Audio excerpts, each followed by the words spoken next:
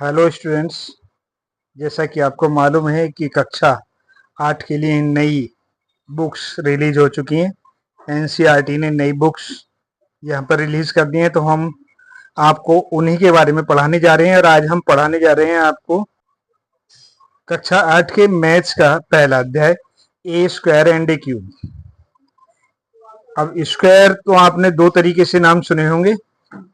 एक ज्योमेट्री में भी नाम सुना होगा स्क्वायर, यानी कि ऐसी फिगर या आकृति जिसकी ऑल साइड्स इक्वल होती हैं, उन्हें हम स्क्वायर कहते हैं। उसी तरीके से मैथ्स में भी होता है।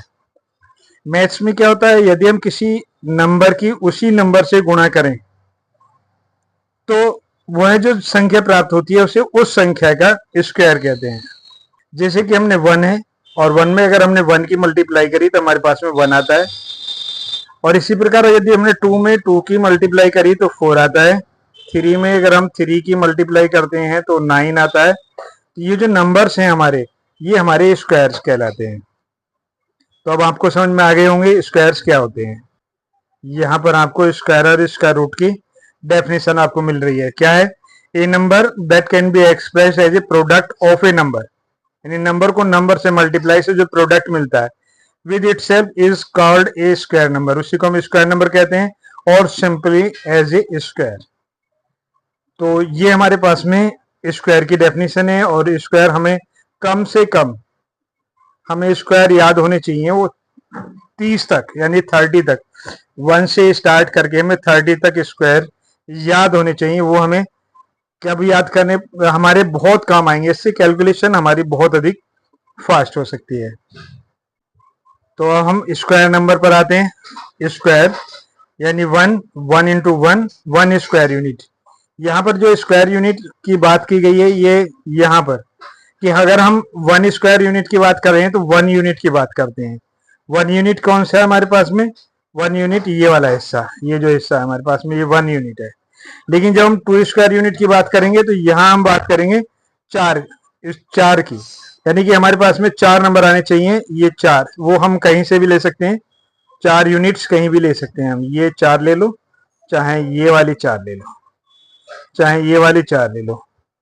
तो हम 4 यूनिट को लेंगे तो 4 स्क्वायर यूनिट करके लिखेंगे। इसी तरीके से 3 स्क्वायर यूनिट की बात की गई है। यहाँ पर जब 3 स्क्वायर यूनिट की बात की गई तो 3 साइड में, जैसे कि हमने यहाँ से ये, जैसे कि हमने ये 3 यूनिट इधर ले लिया, 3 इधर, 3 इधर, 3 इधर। ये जो बीच का जो हिस्सा है वो हमारे पास में 3 स्क्वायर यूनिट का हो जाता है। और इस तरीके से अगर हम 4 स्क्वायर यूनिट के लिए लेते हैं तो 4 स्क्वायर यूनिट के लिए हमें क्या काम करना पड़ेगा, यहाँ से 4 नंबर यानी कि काउंट करने पड़ेंगे। और 5 के लिए हमें ये सारा का सारा बॉक्स, 5 के लिए हमें ये सारा का सारा बॉक्स काउंट करना पड़ेगा, यानी कि इसमें 25 आ जाएंगे। और 10 के लिए हमें इसी तरीके से 10 यूनिट इधर लेने पड़ेंगे और 10 यूनिट ही हमें आगे की तरफ लेने पड़ेंगे। इस तरीके से हमारा जो स्क्वायर है वो स्क्वायर आ जाते हैं हमारे पास में। तो अब किसी भी नंबर का स्क्वायर हम निकाल सकते हैं, यानी कि नंबर इंटू नंबर। यदि हम नंबर और नंबर की मल्टीप्लाई करते हैं, यानी कि n में अगर हम n की मल्टीप्लाई करें तो वो n स्क्वायर हो जाएगा हमारे पास में।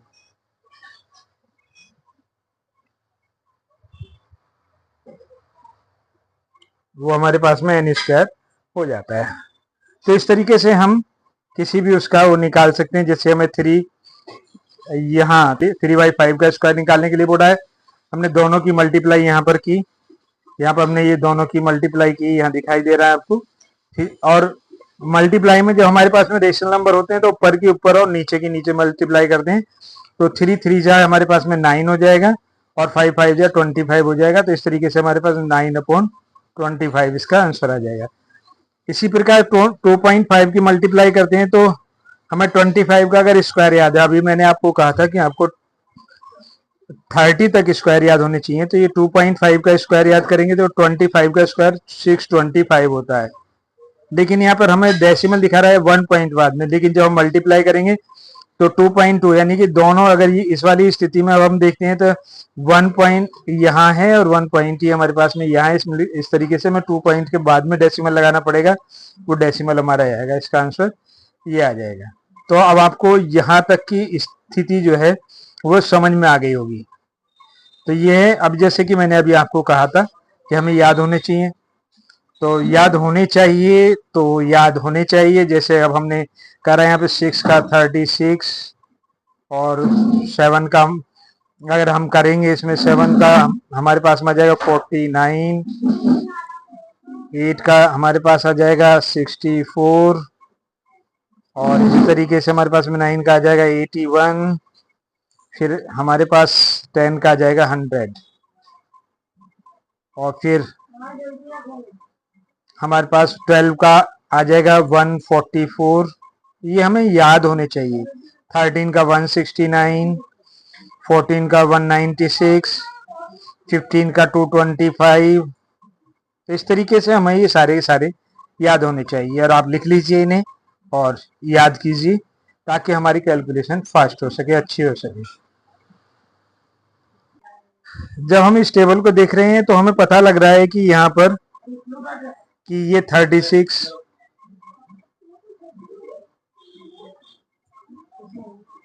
यहाँ पर ये 49, यहाँ पर ये 64, यहाँ पर 81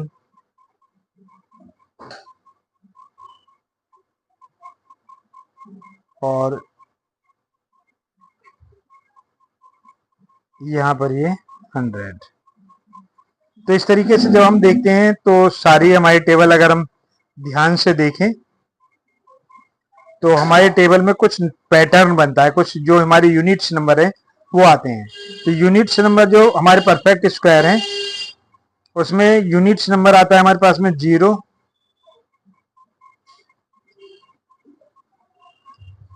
यानी 0, 1, 4, 5, 6 और 9। यानी जो हमारे 10 डिजिट्स होती हैं, 10 डिजिट्स में से 6 नंबर हमारे ऐसे हैं जिनका कंप्लीट स्क्वायर निकलेगा, लेकिन कुछ नंबर हैं जिनका हम कंप्लीट स्क्वायर नहीं होता, हम पहचान सकते हैं दूर से। अगर यूनिट डिजिट हमारा 2 है तो वो कंप्लीट या परफेक्ट स्क्वायर नहीं है, यूनिट डिजिट 3 है तो भी नहीं है, ये हैं हमारे पास में। इसी तरीके से यूनिट डिजिट 7 आता है तो भी नहीं है, और इसी तरीके से हमारा यूनिट डिजिट 8 आता है तो भी ये हमारे परफेक्ट स्क्वायर नहीं है। तो ये आपको समझ में आ गया होगा।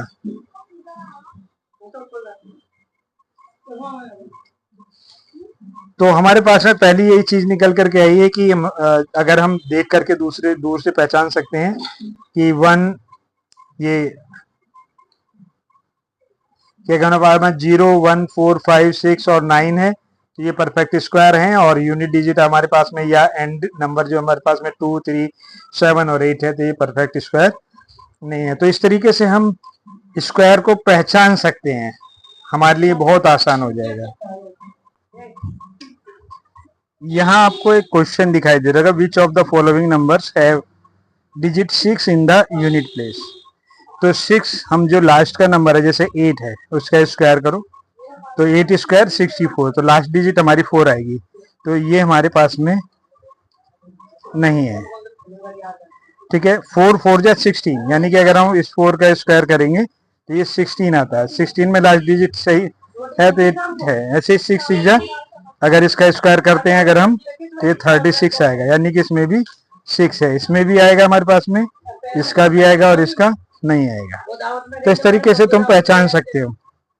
Find the more such patterns observing the number of their squares, यानी कि 1 के आगे हमने 1 0 लगाई है तो 2 0 हो जाएंगी, अगर 2 0 लगाई है तो हमने 4 0 हो जाती है। अब यहाँ देखिए, यानी कि अगर हमारे पास में 20 का स्क्वायर लिखेंगे हम तो 2 का स्क्वायर 4 होता है, 4 के आगे हमें 2 जीरोस ऐड करनी पड़ेंगी, तो 2 जीरोस ऐड कर दी, 4 के आगे भी है और 4 4 जा 16 होता है, यानी कि यहाँ पर अगर ये जो लिखा हुआ है ये गलत लिखा हुआ है हमारा, ये होता है 1600 होना चाहिए था हमारा, आप देख ही रहे हैं यहाँ पर। अब यदि यहाँ पर 2 जीरोस हैं, यहाँ हमारे पास में 1 0 थी तो 2 0 लगाएंगे, और यहाँ पर 2 0 है तो हमें 4 जीरोस यूज करनी पड़ेंगी यहाँ पर, यानी 1 का स्क्वायर 1 हो गया 4 0, 2 का स्क्वायर 4 हो गया तो 4 के आगे 4 0, 7 का 49 हो गया तो 4 0, यानी 1 0 और आनी है यहाँ पर, 9 9 जा 81, यहाँ भी 1 0 और आनी है। ये हमारा पैटर्न बन गया इसका।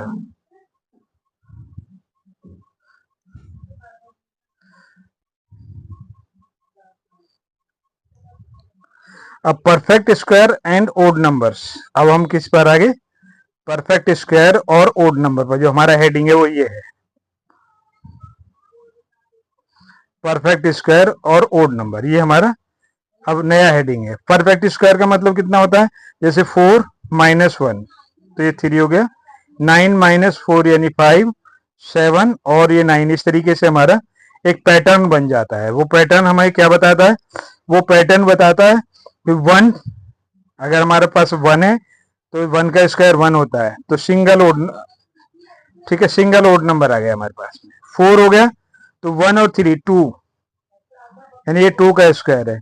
और 3 ओड नंबर ले लिया हमने तो उसका 9 हो जाता है, तो ये हो गया, यानी कि 1 के लिए हमारे पास में स्क्वायर ये बनेगा, और 2 के लिए हमारे पास में स्क्वायर ये बनेगा, 3 के लिए हमारे पास स्क्वायर ये बनेगा, 4 के लिए कितना बनेगा ये। तो हमने कितने 1 2 3 4 ओड नंबर हम लेंगे, यानी कि 16 हो जाएगा हमारे पास में, ठीक है। और इसी तरीके से 5 के लिए 5 ओड नंबर और 6 के लिए 6 ओड नंबर लेने पड़ेंगे हमारे पास में। तो उनका स्क्वायर अगर हम निकालेंगे तो हम इस तरीके से एक पैटर्न फाइंड कर सकते हैं कि कितना भी ओड नंबर अगर हमारा आएगा तो हम उससे निकाल सकते हैं। यानी कि किसी भी संख्या का अगर हम कंसेक्यूटिव ये ओड नंबर्स हैं, इसका रिवर्स भी हमारे पास में हो सकता है। तो हम आगे बढ़ते हैं, हमारे पास बुक के अंदर ये एक टेबल बनी हुई है, इसमें हमें कुछ संख्याओं को भरना है। वो संख्याएं कैसे भरी जाएंगी इसे देख लेते हैं हम लोग। जैसा कि ये टेबल है हमारे पास में, इस टेबल को अगर हम देख पा रहे हैं तो हमें कुछ चीज यहाँ पर समझ आ रही होगी कि ये टेबल में जो 100 तक है, बिटवीन 100 जो नंबर्स हैं हमारे पास में, जो परफेक्ट नंबर्स हैं, उनकी संख्या हमारे पास में 10। फिर उसने पूछा हमसे 100 से 200 के बीच में, 100 से 200 के बीच में कितनी संख्या हो गई है। यहाँ तो हमारे पास में 10 थी और ये होगी हमारे पास में 4। और फिर 200 से 300 के बीच में हमारे पास जो संख्याएं हैं वो ये हैं,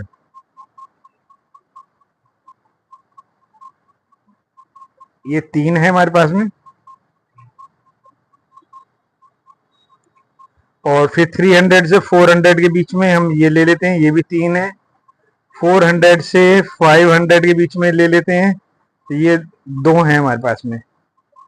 फिर 500 से आगे चलते हैं तो हमारे पास में फिर 2 हैं, और फिर हमारे पास 2 हैं, और फिर हमारे पास में यानी 600 से 700 से 800 के बीच में हमारे पास में 2 हैं।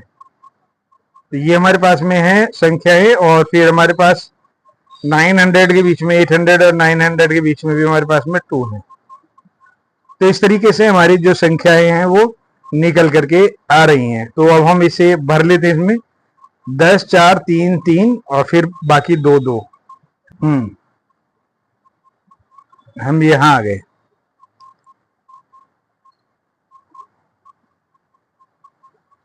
तो हमें यहाँ कितने नंबर मिले, हमें 10। तो हमने यहाँ पर 10 नंबर लिख दिए। यहाँ कितने मिले थे हमें, 4, ये हमने 4 लिख दिए। यहाँ फिर कितने मिले थे हमें, 3 और फिर 3, फिर 2 2 2 2 और फिर 2।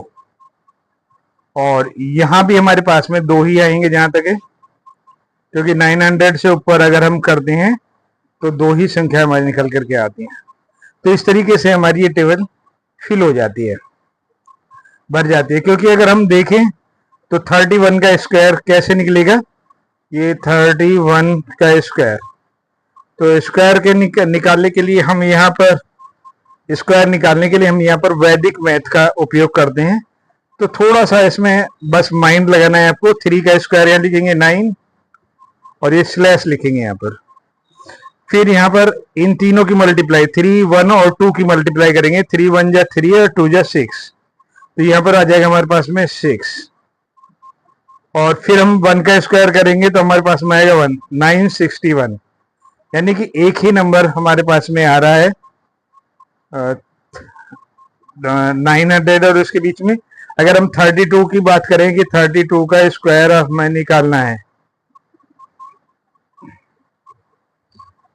यानी कि 32 का स्क्वायर और चेक कर लेते हैं हमारे पास में, तो रूल हम वही लगा लेते हैं यहाँ पर। 3 का स्क्वायर हमारे पास में 9 हो गया, स्लैश 3 2 जा 6 2 जा 12। तो हम इस नंबर को थोड़ा इस तरीके से लिखते हैं वैदिक मैथ में, और 2 2 जा 4 हो गया।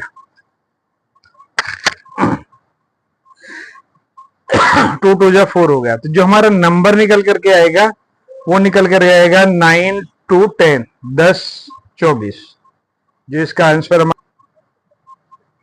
10 24। तो इस तरीके से हम इस पूरी टेबल को कर लेते हैं। तो इसमें हमारा जो लास्ट का जो नंबर है वो 2 नहीं है, इसमें केवल एक संख्या आ रही है हमारे पास में, जो 31 का स्क्वायर है। तो इस तरीके से हम इस क्वेश्चन को कर लेते हैं। और फिर जैसे हम बढ़ते हैं परफेक्ट ट्रायंगुलर की बात करते हैं यहाँ पर। तो जब इसे एक परफेक्ट 1 3 6 10 और 15 ये एक नंबर लिखा हुआ था, आया हुआ है हमारे पास में, तो वो नंबर है क्या? वास्तव में ये नंबर है हमारे पास में 1 और 3, यानी 1 में अगर हम 3 को ऐड करते हैं तो 4 यानी परफेक्ट स्क्वायर बन जाता है 2 का। इसी तरीके से 3 और 6 को ऐड करते हैं तो वो 9 हो जाता है, और 9 में 3 का स्क्वायर बन जाता है। इसी तरीके से हमारे पास में 6 नंबर्स हैं हमारे पास, और 6 में ऐड करते हैं। और यहाँ पर आगे ऐसे 10 के लिए इसने बोला है, तो 10 में हम क्या काम करेंगे, कितने नंबर्स ऐड करने पड़ेंगे वो देख लेते हैं हम यहाँ पर। जो हम नंबर लिखेंगे वो होगा 10, और 10 के बाद में जो नेक्स्ट नंबर आएगा वो आएगा 15। 10 प्लस 15 इक्वल्स टू 25,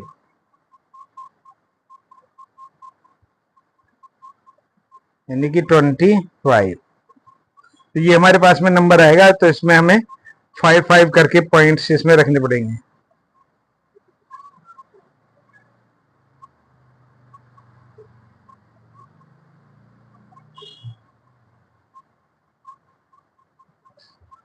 कुल मिलाकर के इसमें हमारे पास में 25 डॉट आएंगे। तो ये हमारा क्लियर हो गई, यहाँ तक कि हमने बुक को क्लियर कर लिया है, जिसमें टॉपिक्स हमें दिए हुए थे वो हमने सारे यहाँ पर क्लियर कर दिए हैं। अब आता है हमारे पास में स्क्वायर रूट, एक नया टॉपिक है, इसलिए अब इसे नेक्स्ट क्लास में देखेंगे। अभी तक हमने जो किया है उसे देख लीजिए, और एक बार फिर से इसे रिवाइंड कर लीजिए। और अगर कोई चीज समझ में नहीं आई है तो आप कमेंट जरूर करिए, बताएंगे हम उस चीज को आपको सीधा सीधा।